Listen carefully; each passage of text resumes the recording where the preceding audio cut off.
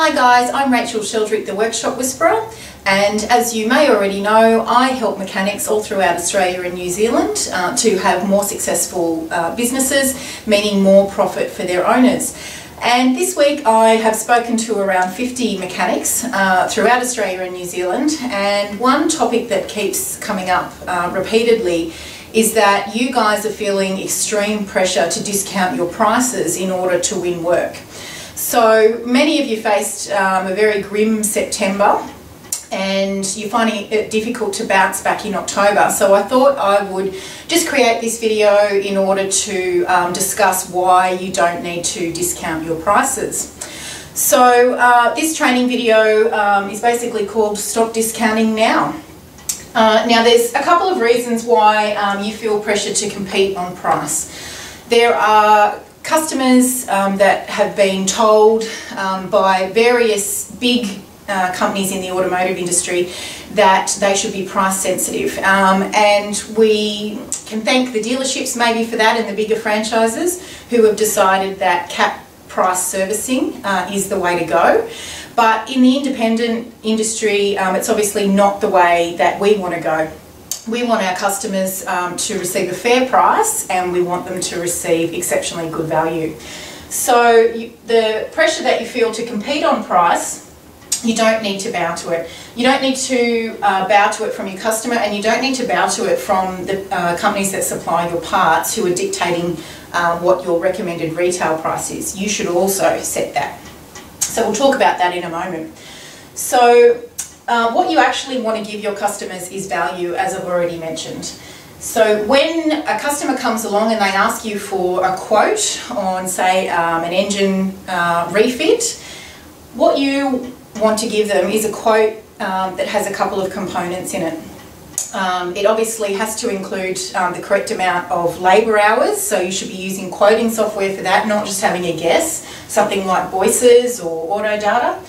And you also want to take into account your self-worth. Now what I mean by that is you need to determine your self-worth so that you're showing your customers what you believe you're worth in the market.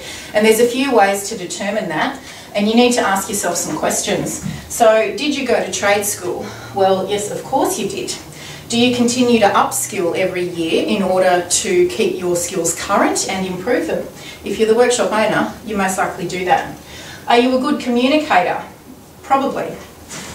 Are you very experienced? More than likely. Are your skills highly sought after? Do you specialise in something that nobody else in the local area does? Are you good with meeting deadlines? As a mechanic, you're usually a very good problem solver, so we could tick this one off as well. Are there people, are your customers willing to give recommendations and testimonials to support your good work? Most likely. So ask yourself these questions and determine what you're worth in the market. Don't let somebody come along and say, I've got $2,000 to spend on an engine R&R, and then you think, well, I've got to win this work, and you say, okay, I'll do it for that, when actually the quoted hours and the engine part you should be charging out $4,000. Don't play that game. So your customer doesn't actually want the cheapest price. They may not know that. What they actually want is bang for their buck. They want the best damn engine refit that they can get for their money, and that's what you need to give to them. And it's your job to show them that you're giving them value for the $4,000 that you charge them, as opposed to that bloke up the road that's quoted $2,000 to win the work. So what you also need to bring into account is your morals and ethics when you do a job. So if the bloke down the road's charging $80 an hour and he's quoted 3 hours for a job that you know takes an hour, then if you're charging $110 an hour, your customer's better off if they come and see you for 2 reasons. The job's cheaper and they get their car back sooner. Everybody knows that in the mechanical industry, cheapest is not best, and this is an extreme example of that. So if you let your customer know that you'll do the job in an hour, they'll get it back much faster and the quality of the work is better, then you will win that customer for life. as opposed to down the road where it might be a cheaper hourly rate, but they're being charged 3 times more than they need to. So, as I said, what the customer is looking for is bang for their buck. If you can determine your price here and convey that to your customer so that they know that they're getting experience, they're getting the best damn job for their money, then that's what they want. That's what will bring them back to you. If you're in the business of quoting to undercut other businesses in the area, what's the point? Where's the profit in that? How are you going to survive if you continue to do that?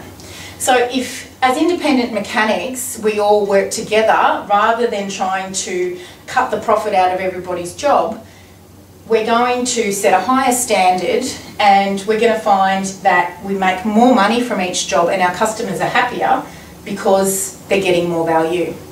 Now, if you find yourself in this category where you're discounting all the time and you don't want to be there, then get in touch via email at rachel@workshopwhisperer.com or give me a buzz. My number's on my website. I hope that's clarified it somewhat for you of why you shouldn't discount your prices and how you can determine what price you should be charging. Have a great week.